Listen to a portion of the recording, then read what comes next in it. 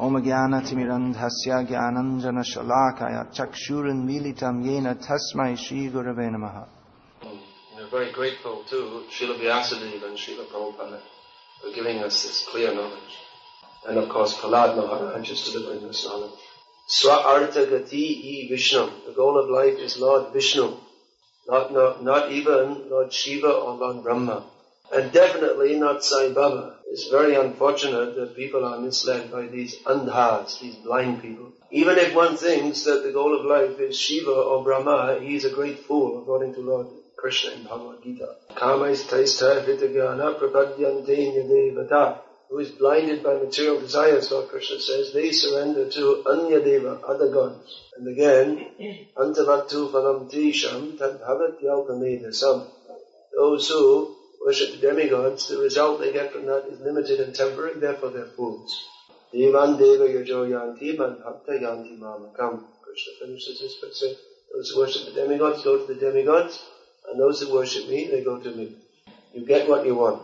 You worship Sai Baba, you go to Sai Baba. Which worst region of hell he's going to, we have no idea. It must be something very horrible. Shastra says, Yastu Narayanam Devam Brahmarudra Vidaivatai Samatvenaiva Viksheta Sapashandi Bhagat. Who thinks that even Shiva and Brahma, they're equal to Lord Narayan? He is a great atheist, a rascal, and a demon. How great are Lord Brahma and Lord Shiva? We offer our humble obeisances at their lotus feet. They are great demigods, and they are very powerful living beings. They are also great devotees of Lord Krishna. Even though they're so powerful, Lord Shiva, just by his dancing, he destroys the whole universe. And Lord Brahma, simply by his meditation, he creates the universe. They're so powerful, but we don't worship them as the Supreme Lord. They worship Krishna as the Supreme Lord. And someone is making ashes, and they say, God. This is Kali Yuga. Very bad intelligence. Mandadhi, Mandabuddhi. Very bad intelligence. In Srimad Bhagavatam it said that those who have good intelligence in Kali Yuga, they worship the avatar of this age who teaches the holy name. Yagyai Sankirtana prayer, Yajantihi Sumedasa. Those who have got good brain, they worship Lord Chaitanya Mahaprabhu in the Sankirtan movement. And the opposite is Alpamedasaha. That also said in Bhagavad Gita, Alpamedasaha. Those who have less brains, they worship demigods. Those who have no brains at all, whose brains are totally corrupted, they worship some bogus incarnation. Even worshipping some demigod, that's within the Vedic culture.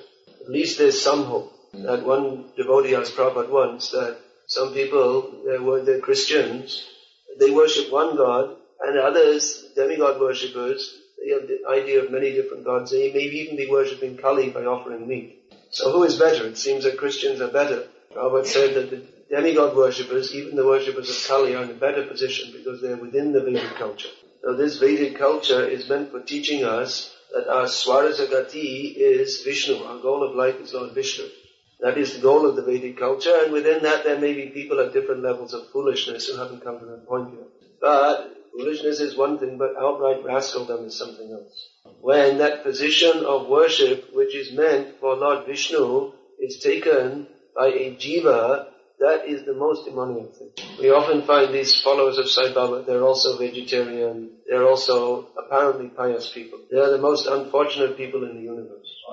They would be in a better position if there was some Croatian meat eater who never heard anything about Krishna and he's smoking 40 cigarettes a day. That's better position than being very pious, born in a nice Hindu family, not drinking, not eating meat, and thinking Sai Baba is God. This is the most offensive. There's so much offensive. Just like you see in Tirupati, all over South India, it's very famous. They have prayers to Lord Venkateshwara, Balaji.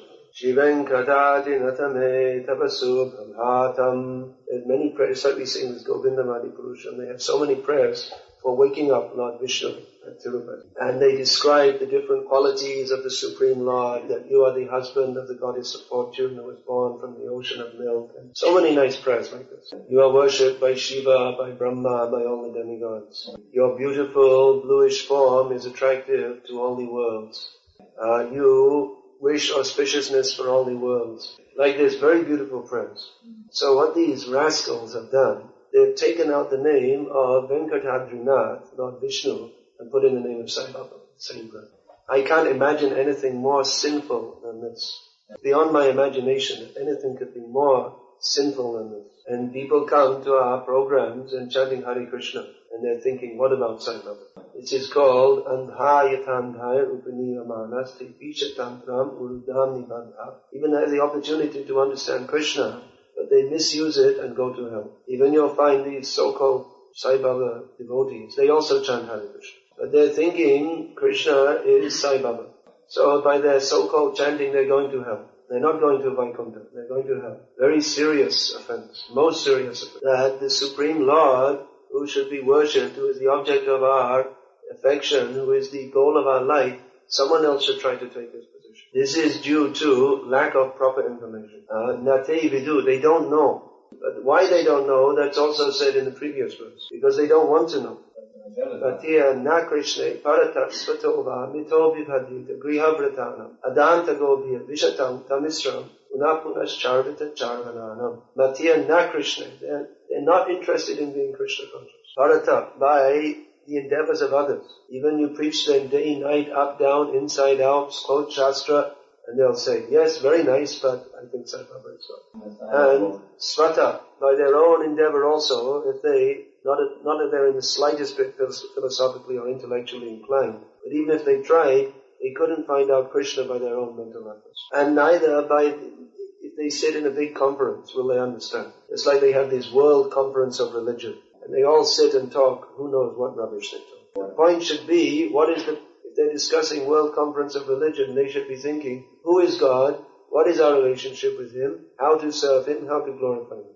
How to glorify Him. But they have no idea of God, nor do they want to understand God factually. And if our devotees go to such a conference and say, all right, let's talk about who is the absolute truth, who is the Supreme Lord, they will immediately protest. Don't be dogmatic.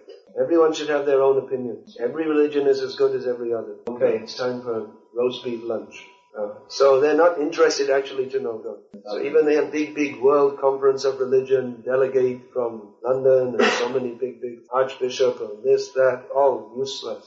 Because their goal is not to know God. Their goal is to enjoy sense gratification. Therefore, even they talk big religious with head of this church, head of that church. They simply vishatam tamisram. They enter into hell. And after coming up through different species of life, worm in the stool, fish, plant, dog, cat, again they come to the human form. And again they talk all nonsense, and again they go to hell. Punas charvita charvananam. Because they're not interested to know God. They don't want. Actually, anyone who is serious to know God, he would immediately appreciate this Krishna conscious movement. Doesn't matter, they may be officially brought up in a Christian family, Muslim family, whatever, doesn't matter. But if they're sincere to know God, they will recognize that here is God, here is proper knowledge of God, here is proper worship of God. Because they want to keep religion as a kind of social formality, they cannot understand God. I'm in the box, Muslim box, here's my flag, green flag. We are Muslims, we are Sunni, Shia, this is our group. So we can understand God. Qualification to know God is you must be born in a Sunni Muslim family. Then you can understand God. Someone will say, no, you have to be born in the Catholic Church. Then you can understand God. Someone says, no, you have to be born in the United Reformed Episcopalian Presbyterian Church. Then with our 3 members. Then you can understand God. But you don't find in any scripture, even in Christian scripture, it says you have to belong to this church or that church to understand God. Jesus Christ gave the process to understand God, how to pray. Of course, that's very basic level. Our Father who art in heaven, hallowed be thy name. Chant the names. Then next thing, give us this day our daily bread. So actually you can't understand God to a very high level by simply asking Him for bread. God is giving us bread, but that's not His whole purpose in life. Someone is an engineer, someone is a doctor, someone is a nurse, and God is a baker. That is His job. This means very slight understanding of God. God is simply our bread giver. And you have to fear Him, otherwise He'll curse you through His long white beard. He'll send some angels down from the clouds to throw you into hell. So this is not proper understanding of God. Srimad Bhagavatam gives proper understanding of God. That unfortunate thing people don't want to understand. Why? Because their goal of life is to satisfy their senses. It means they have no interest actually to surrender to God. God means we have to surrender to Him. Not simply give me this, give me that. But they like some Baba because you pray to me and I'll give you material blessing. No doubt this rascal has some yoga shakti. That doesn't make him God. Many demons, they have such power. You see, Bhagavatam describes Maya Danava. a very powerful demon with a lot of yoga shakti.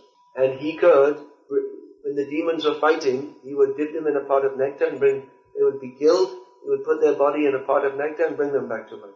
This Shalva was another demon. He got an airplane given to him by Mayadhanava. So that airplane could vanish, again reappear the next second somewhere else. It had all kinds of weapons on board. Shalva, by his mystic potency, he came before Lord Krishna on the battlefield and showed, here is your father, Vasudeva, and chopped his head off. You don't know this story from Krishna? So very powerful demon, no doubt. Generally demons have some mystic powers. But that doesn't make them God, one of their qualifications. So we shouldn't be misled. I understand that even sometimes some of our devotees, they come to Krishna consciousness, and after some time, Sai Baba is very nice. This means they're not taking Krishna consciousness very seriously. Sentiment only. Bahirartha, they are on the external platform. Krishna consciousness seems very nice, but not trying to understand. The Shastra is given so that we can understand Krishna, the Supreme Personality of Godhead. It's not meant simply we hear some nice stories, Krishna is stealing the butter, Krishna is dancing with the gopis, and that's the whole Bhagavatam. So much philosophy we have, we're supposed to read these books and understand them. We can't understand Krishna consciousness by our own stupid ideas. Our own ideas means they must be stupid, because we are stupid. That's why we're in this material world. So we have to become intelligent by hearing from Guru, Sadhu and Shastra. That is the meaning of coming to Krishna consciousness, to learn from Guru, Sadhu and Shastra. Jnana timidandhasya jnananjana shalakaya chakshurin militam yena tasmai Shri Guru Vedam. Why is the Guru worshipped? Because he takes us out of the darkness of ignorance by giving us knowledge. It's not that we accept a Guru just because he sings nicely or he tells funny jokes. Of course, that's not a disqualification. Guru may also sing nicely and tell jokes. But that is also not his qualification. That is a secondary feature of his personality. Nowhere in scripture does it say that you should accept a Guru because he sings nicely and tells jokes. Guru means who takes you out of the darkness of ignorance by giving spiritual knowledge. Because people are sentimental, not very serious, they think, let me find a Guru who sings nicely. Then I'll play his cassettes and that will be very nice. But no interest to hear what is he speaking. That, you rascal, why don't you understand Krishna?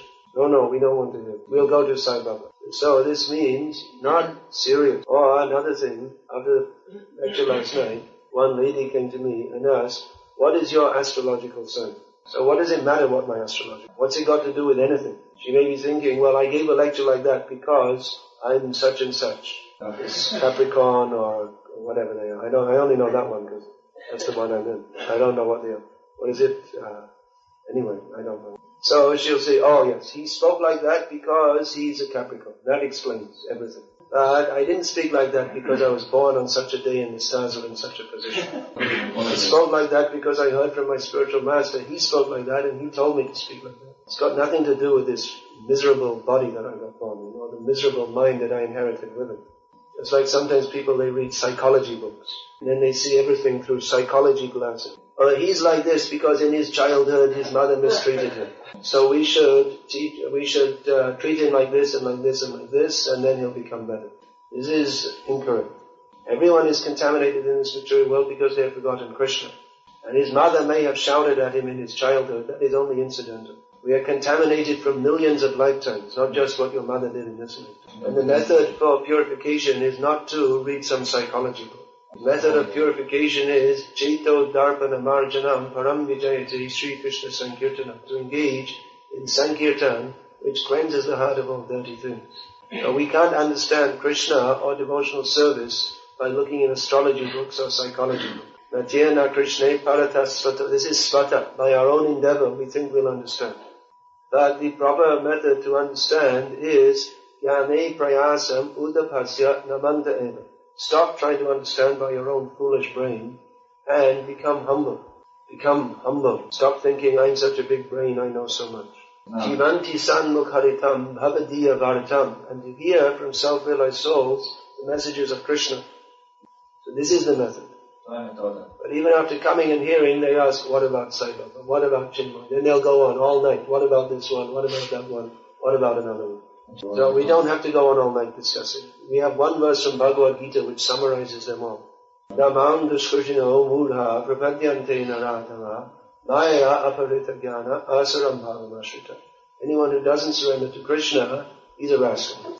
He may be category 1, category 2, category 3, or category 4. There are 4 categories, but they're all rascals. So there's no need to bring, what do you think of this, what do you think of that? We already, Krishna's given his opinion and we follow Krishna. Krishna is the Supreme Personality of Godhead. His opinion is worth following. Yes. My opinion isn't worth following. I'm a conditioned soul and my intelligence is very limited. But if Krishna says they're all rascals, then we simply have to accept them. They must be rascals because Krishna said so. But people like such rascals because they're also rascals. Their aim of life is to go to hell. Adanta gopi. Let us have uncontrolled senses. Let us enjoy this material world. Puna punascharvita charvananam. Let us enjoy this material world again and again. I remember once in Bangladesh, I was in a village, and there was this bogus guru there. What is spoken about in this verse by Shukra Parampara. It means he's family business guru. According to the caste system in India, who is the son of a Baba, he becomes a Baba. Who is the son of a farmer, he becomes a farmer. Who is the son of a fisherman, becomes a fisherman. Who becomes a thief, who is the son of a thief, he becomes a thief. They also have their caste, thief caste, with all their customs and everything.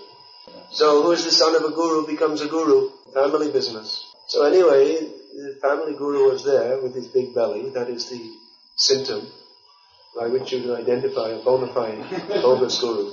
That even when he lies down on his bed, which he does a lot of the time, because he hasn't got any work to do, his belly still comes up. So one old lady came up to him with her bent over like this and said, "Please help me, my eyes, I'm going blind." So this rascal said to him, "Don't worry, God will help you." Now if he had been a real guru, he would have said, "Of course you're going blind, you're 90 years old. You're going to die any moment, you should chant Hare Krishna." Instead he says, "No, God will help you." But what does he mean, God will help you? Your eyes are going to get better. Even if your eyes would get better, which isn't possible, you're going to die. And you'll get a nice set of new eyes, fish eyes. Because all the people in Bangladesh eat lots of fish. So you can get nice eyes like a fish. But because he's a cheater, he can't even imagine to speak the real thing. He can't speak the truth, otherwise he'd lose his family business. If he told people to actually surrender to God, then they'd stop surrendering to him. Then he wouldn't get all the fish to maintain his big belly. So this cheating. Everything except this Bhagavad Dharma, Krishna consciousness, as it is, it's all cheating. Anything outside of Sarva Dharman Parityajya Mamekam Sharanam Vraja, it's all cheating, that's all. Even in the name of Krishna consciousness, there's so much cheating. It hasn't come here yet. Don't worry, it will come. Because people, they like to be cheated. Many people, they think, oh, Krishna consciousness is very nice. This Krishna is very beautiful. We like prasadam. We like chanting. But we don't like all this hard work, surrender, getting up in the morning, following principles. So for such people, we recommend, be patient. Don't worry, in course of time, a cheating guru will come, and you can take him as your guru. And he will teach you, it's alright to chant Hare Krishna, and you can love Krishna. You can really love Krishna, but you don't have to follow anything. There are many such gurus in India, so-called gurus, and when they discover there's a good market in the West, they'll be over here. They're a little slow to get over here. They're very busy, they have many disciples in India, but when they discover there are people with enough money, they'll be over here. You can be sure. Or even more subtle, you'll find people who say that, yes, Krishna consciousness is very good, you should follow all the principles, but ISKCON's not very good. We offer all our respects to Bhakti Swami. They won't call him Prabhupada. He did a very good job going all over the world teaching people the basic principles of Krishna consciousness. So that was very nice, quite good. But now I have come to teach you the highest thing. In ISKCON they don't understand this. They only know how to chant Hare Krishna. They don't know the real intimate Gopi Leelas. So you forget ISKCON. That helped you. That's true. That's a good start. Now you come to me. Such people are also rascals. They are great offenders to Srila Prabhupada. They can't do anything. They can't make any devotees of their own. They can only collect people who are made devotees for ISKCON. And they're saying that Prabhupada was only a messenger. He just came to start, now I have come. Prabhupada, the real secret mission of Prabhupada was to make all of you chant Hare Krishna to prepare you for me, who has come to give you the real, intimate, mystical Gopi Leelas. Be very careful. People are also cheaters. If you want to be cheated, there are many different kinds of cheating. There's Sai Baba style cheating, Chinmayananda style cheating, supposedly Krishna conscious style cheating. This is called Hinduism. We are not Hindus. We are followers of Lord Sri Krishna, the Supreme Personality of Godhead, in the bona fide parampara, which has been brought to us by Srila Prabhupada and nobody else. We don't have to invent anything new. What Prabhupada gave us is perfect and complete. Prabhupada said many times, if you simply follow this process which I've given you, you will go back to Godhead in this very life. I don't think Prabhupada was lying or cheating us. Prabhupada said that anyone who thinks they can make spiritual, this is in the Bhagavatam, anyone who thinks they can make spiritual advancement outside this international society for Krishna consciousness is living in a great hallucination, because it is not possible. So, either what Prabhupada said is true, and those who are not following in this ISKCON, they are in an hallucination. Or, Prabhupada was in an hallucination when he wrote them. Of course, they will say, no, he wasn't in an hallucination, but you have to understand it like this, and they'll give their own interpretation. So we don't need your interpretation. You take your interpretation, and you take your own movement, and you do whatever you want. Okay. And we'll follow Prabhupada as he is. Prabhupada taught us to understand everything as it is. We don't need Sai Baba to explain it for us. We don't need any Baba to explain it. We simply have to follow Prabhupada as that is being described to us by the faithful followers of Srila Prabhupada. Prabhupada once said that Krishna consciousness is so simple you might miss it. What is there to do in Krishna consciousness? Chant Hare Krishna and be happy. Follow some principles, distribute books, spread this movement. But we're thinking, oh no, it's too easy. I should find out something mystical. I should find out some secret mantras. This is all nonsense. Everything is there in Krishna consciousness, it's very easy. But there's one thing which is not easy. Therefore people fall away. To give up all our own nonsense ideas and to surrender. That is also easy. But because we are sampradaya of punapunas charvita charvananam, therefore we don't want to. So here Prahlad Maharaj is speaking very strongly. He's speaking to his demon father. Demon father, he doesn't understand. If you speak to him some nice rosy words, he won't understand. Of course, he was such a demon that he was spoken to so clearly by Prahlad Maharaj that he couldn't understand either. Anyway,